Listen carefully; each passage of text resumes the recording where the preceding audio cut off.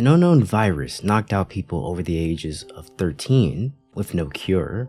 Soon after the vampires came and abducted the surviving children, the Hyakuya Orphanage was home to many children, but their caretaker's life was taken by the virus. Yuuichirou Hyakuya was 8 when he and his family were living underground in the vampire's lair. The children were having their vital fluid drained and then giving callers as their IDs. The vampires give the children liquid packets to replenish their vital fluid.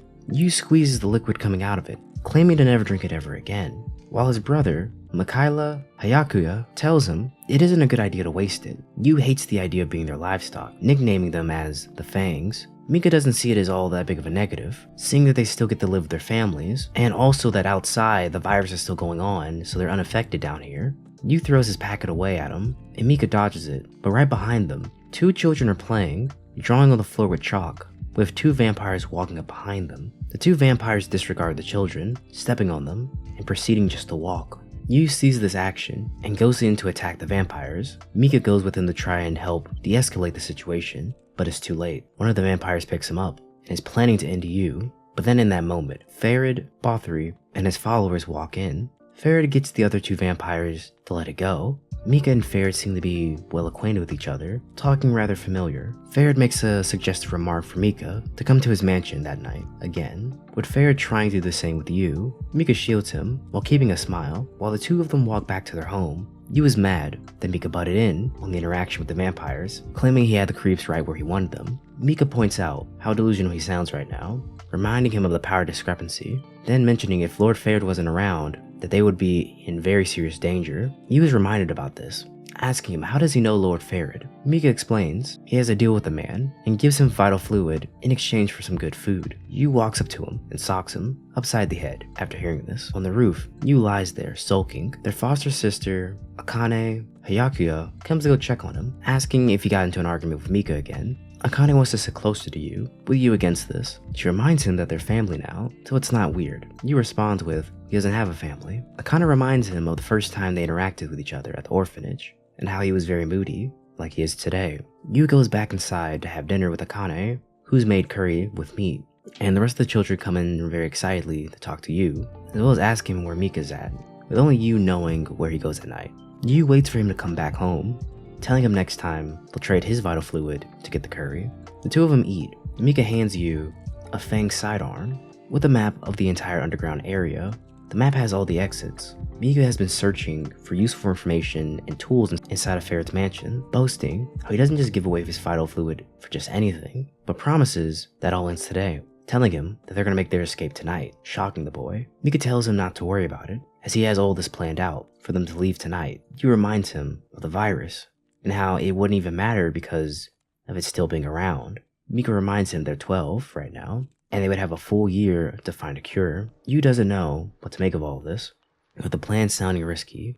Just then, Akane comes to see why they're still up. Seeing Akane's face makes Yu want to try and escape. Hearing this, Mikaela tells Akane to get the kids ready so they can leave this place. Mika uses his map to get past the guards, making their way to the exit. But then Farid stops them, saying he's been waiting up till now, hoping that Mika would take the bait. He eats one of the kids' vital fluid, dispatching them instantly. Farid admits he's rather entertained by this, telling them the map is real, and if they can get past him, they can escape. But all the children except for Yu are too terrified to move. Farid mercilessly dispatches the rest of his family, leaving only Yu able to escape, even taking one of Mikaela's arms. Yu cries, running as fast as he can to get out, only doing so because Mikaela's told him to leave. Outside, he runs into a man in a black-red military gear, asking him if he wants to get rid of all the fangs. The child hugs him, happy to at least escaped. Yu is traumatized from the memories of this, at the underground labs, and watching his family be dispatched in front of him, to then being a private in the military and disobeying an order, slicing a giant monster single-handedly.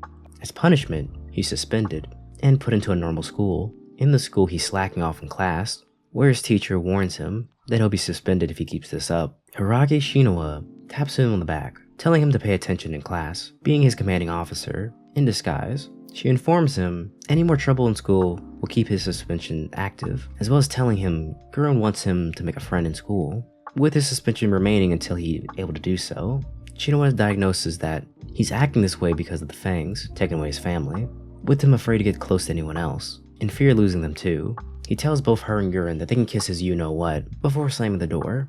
On the way out, Yuuichi Sayatomi is being bullied. Yu wants to leave, not caring what happens to the boy, but after Shinoa convinces him, he confronts the delinquents. Yu is up for the fight, but Shinoa reminds him that fighting civilians will extend his suspension, getting him into the conflict, leaving this detail out, with him being sucker punched.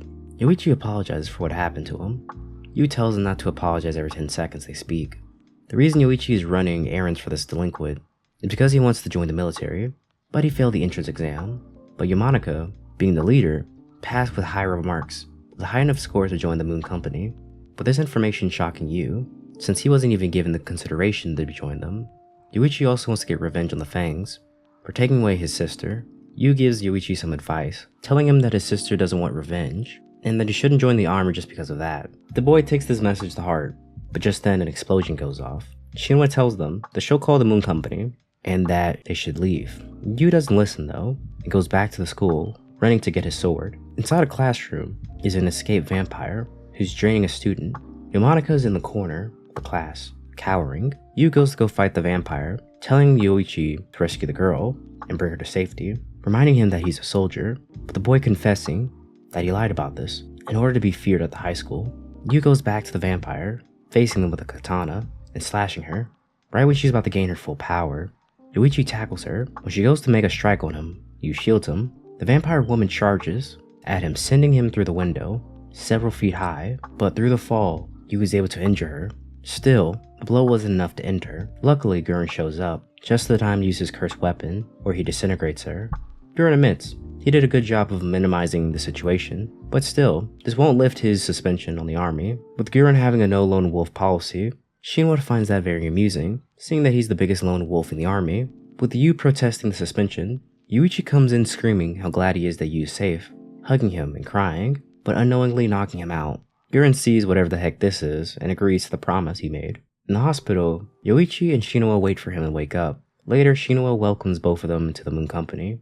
The next day, the girl that Yu rescued confesses to him, blushing thinking about how he saved her. Yu blushes back with Shinoa watching, finding it natural that given the circumstances, he's now the school's hero, and he's being admired. Joking how he'll soon leave a trail of broken hearts. Yu tells her not to act so familiar with him, saying he's no playboy. Shinwa calls him a virgin, saying there's a reason why the military wants people to make new connections. They want people to hook up, with there being less than 10% of them left, so they need more numbers, reminding him that beyond the borders are ruins and all manners of beasts out there. The demon army plans to breed themselves back to the top of the food chain once again. Then Shinwa cheers for illicit relations. Yu interrupts her, asking why he's still here at the school.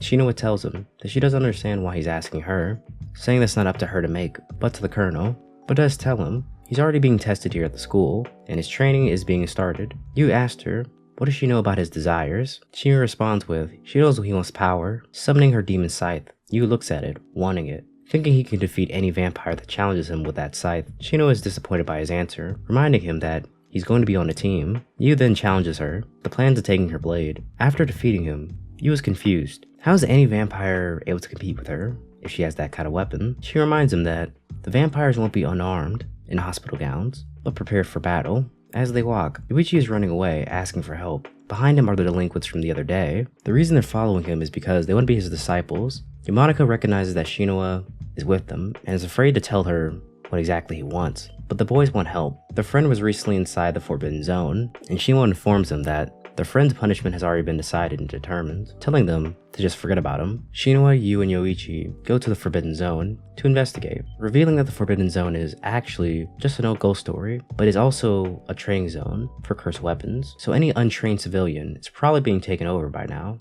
Shinoa testifies that everyone in the school, as well as the army themselves, are nothing more but an experiment, either chosen by the demons or the extermination group, with Yuji being summoned by the demon. Assuming he's already been taken over, Yuichi asks, what if they are consumed? What happens to them?